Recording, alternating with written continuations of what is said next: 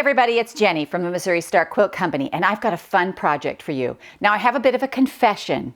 I am obsessed with half square triangles. I can't help it. They're just so versatile and so fun and so cute and so easy. So let's take a look at this quilt behind me. Isn't this pretty? This is really just half square triangles and it's just beautiful. And wait till you see how we did this because it makes it even easier. So to make this quilt, what you're going to need is 18 10-inch squares. And we have used Cave Classics Island Colorway by Cave Facet for Free Spirit. You're also going to need 18 background squares to put with it. And we've used the 10 squares from Robert Kaufman from Kona Fabrics. And this is a beautiful, you can see in the colors behind me, it's just a gorgeous line of fabric. Now you're also going to need a half yard for this inner border and a yard for this outer border. It's just a 5-inch border and you're going to need 1 yard. Now on the backing, look at this. This is a great place. Cave has some great, beautiful big prints, and the back is just the perfect place to showcase these beautiful big florals that he does. It's just beautiful. You're going to need 4 yards for that backing. All right, let me show you how to make this because this is just our typical half square triangles that I love. I can't help it. And what you're going to need is 1 square of color, and I'm just going to take this one right here. I'm just going to pull it right out of the middle there. And then 1 square of background right here. Now on our background, what we're going to do is we're going to draw a line diagonally corner to corner because we want to get 8 4.5-inch half square triangles. So we're going to draw a line side to side, and I am using a friction pen, and I'm just going to draw a line side to side like this. Now it doesn't really matter what you use because that's going to be our cut line, and so it's not going to ever show. You're not ever going to see it. All right, there we go. Now what we're going to do is we're going to lay these right sides together like this. Just like that. Now, here's a little tip. A lot of times you'll notice with a pre-cut that even though they're 10 inches, the squares don't always equal up. Instead of trimming everything down, you can just choose one to follow. Choose one that you're always going to put your 1/4 inch on the side of the background square, or whichever one is most visually easy for you, and choose one to follow.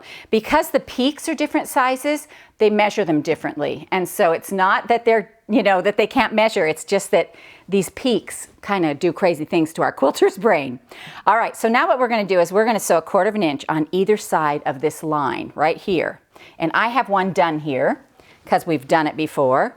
So here's mine, and you can see, hopefully, this 1/4 inch on either side. You might even be able to, nope, you can't see it at all on that side. All right, so now what I'm gonna do is we're gonna go ahead and cut this up, and we're gonna cut it like our Easy 8. So I'm gonna lay my ruler on the edge of this square. Because it's 5 inches, that should put me directly into the center of my block. And it does. And then I'm going to turn my ruler and I'm going to lay this on the edge of this side, and it'll put me directly in the center of my block. I love these 5-inch rulers just for that reason.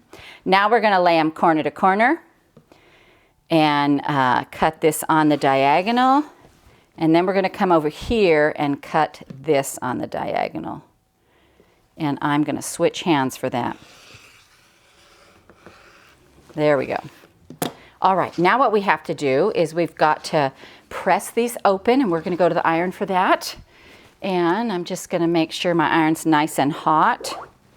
And I like to lay them dark color up, and then I'm going to set my seam and just roll them back, just like this.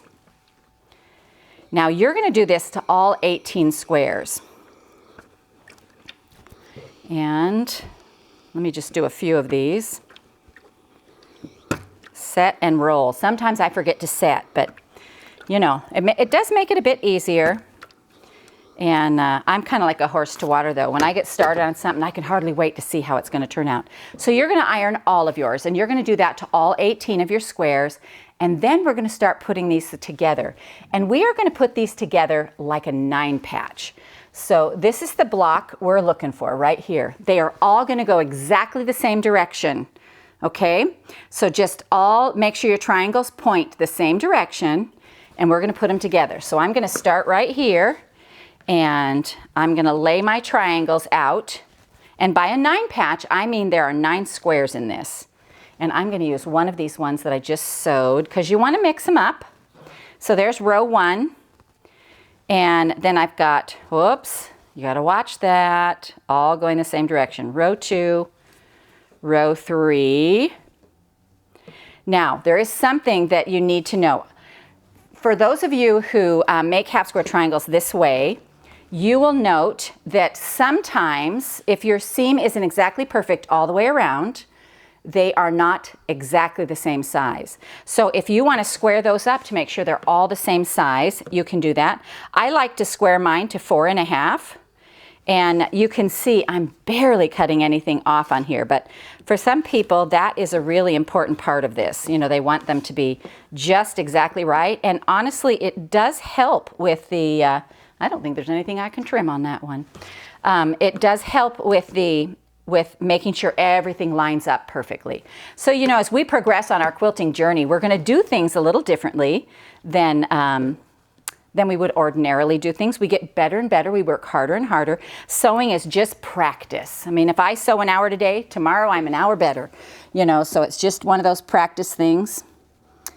And it's not a, you know, people say, oh, it's such a talent. You know, it's really a learned skill. It really is. All right, now I'm laying these right sides together, making sure they're going the same direction. And I'm going to sew 1/4 inch down the side. And I'm just going to add my other block on here, again, lining it up, making sure. You know me, I get so turned around with these angles. And just going to line that up right there. There we go. All right. Now let's go ahead and press these. And I'm going to just kind of gently press them open. And then I can flip it and make sure my seams are going the way I want them to. Okie doke. Now we're going to put 3 of these rows together. And so that's going to make a big 9 patch for us. Oh, we can't have that one there because that's got a matcher in the middle. There we go, just like that.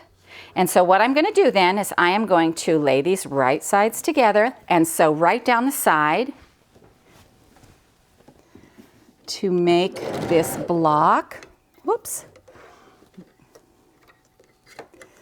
My thread came out of my needle, but I'll quickly fix that. There we go. Now what I do is I take a few stitches to hold it, and then I match it up at the next seam. So I lay my, my triangles, my seams together, put my finger on it, hold it, just let the sewing machine take it through. There we go. And then we'll add the last row, right? Whoops, oh, I'm like, what happened? I thought I sewed them all wrong, but it's okay. Whew, crisis averted, crisis averted.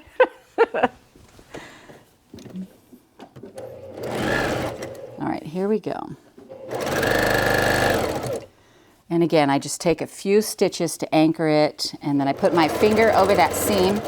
I can feel them nesting. That one wanted to fold under, so I could feel that with my finger, and I'm able to stop and fix that right up. There we go. All right, let me trim these threads off of here. And then we're just going to press this right here. Just press it back.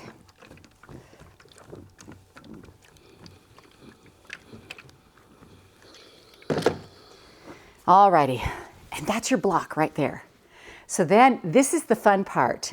So then you're going to get to start putting these together. You're going to do all your blocks into these, and you'll have a few left over because they don't come out evenly, because we get 8 out of one of these and it takes 9 to make one of these, so you'll have a few extra. And let me just show you, when you start putting these together, it's so much fun. So I noticed right away that if I put these, so you know, if these are all turned this way, of course you can do that if you want, but if you turn this block, then you have these little geese that match up. And I started with that. I did a corner, I did a block where they all came together with the color in the middle like this. And let me turn. So it makes this quilt right here. Now these 4 blocks in and of themselves would make a darling little baby quilt. And so don't forget, you know, fewer blocks makes a baby quilt. But this quilt behind me is 61 by 61, and I used 18 squares, which means I have a whole nother pack left. So I made 2 quilts out of this one pack, and I want to show you because they're just slightly different in variation. So this quilt right here, it comes together with the white in the center, which means the very center block is going to be all colored. The other one I did is just opposite. So if we're going to make that block, let me show you this right here real fast. So we're going to turn these then so the white comes to the center like this. And that's how this block works right here. So our white comes to the center and it makes this square, and things kind of go out from there.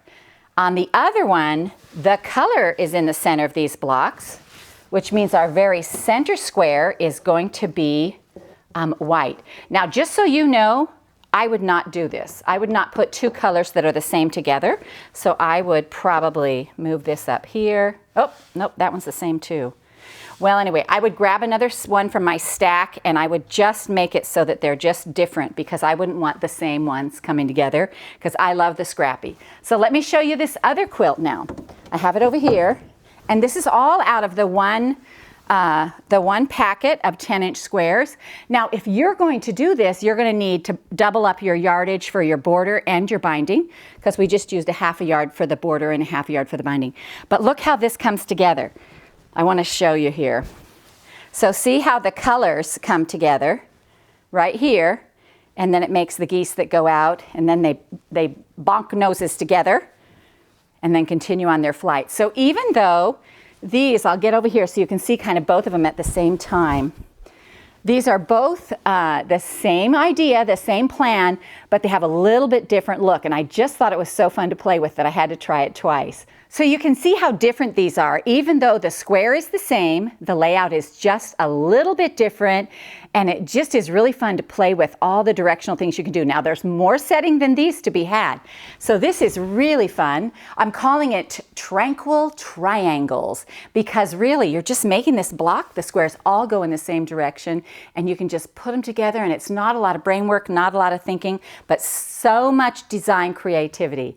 And we hope you enjoyed this tutorial from the Missouri Star Quilt Company.